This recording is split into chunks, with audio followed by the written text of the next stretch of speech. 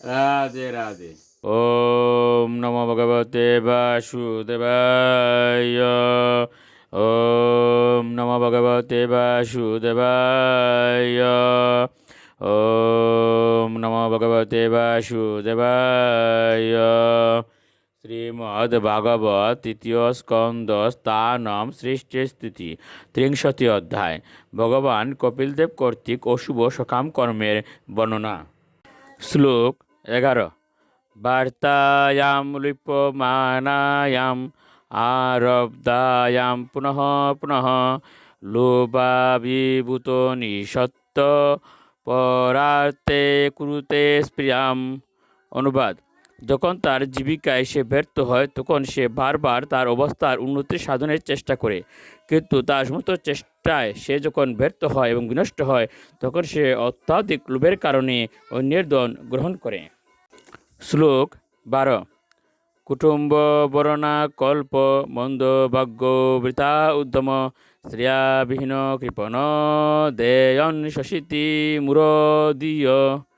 অনুবাদ: যখন সেই দুর্ভাগা তার পরিবারের সদস্যদের ভরণ পোষণে অক্ষম হয়ে হতশ্রী হয় তখন সে তার ব্যর্থতার কথা চিন্তা করে দীর্ঘ নিঃশ্বাস ত্যাগ করে সুখ করে। শ্লোক 13।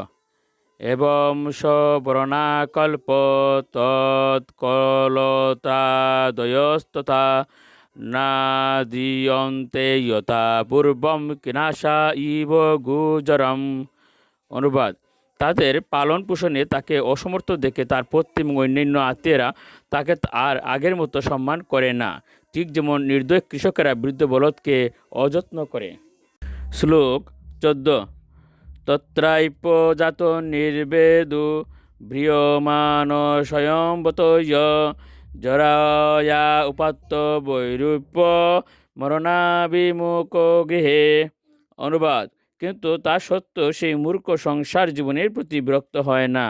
যাদের সে একসময় পালন করেছিল তাদেরই দ্বারা অবজ্ঞা বরে সে পালিত হয়। জরার প্রভাবে বিরূপাকৃতি হয়ে সে মৃত্যুর প্রতীক্ষা করে। শ্লোক 15।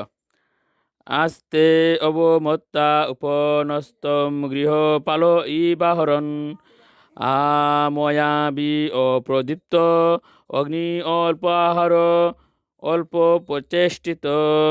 অনুবাদ: এভাবেই সে গৃহটিকে একটি পোষা কুকুরের মতো থাকে এবং অবহেলা করে তাকে যা দেওয়া হয় তাই সে খায়। অগ্নিমান্দ্য অরুচি আদি নানা রকম রোগগ্রস্ত হয়ে সে কেবল অল্প একটু আহার করে এবং অক্ষম হওয়ার ফলে কোনো রকম কাজ করতে পারে না। রাধে রাধে।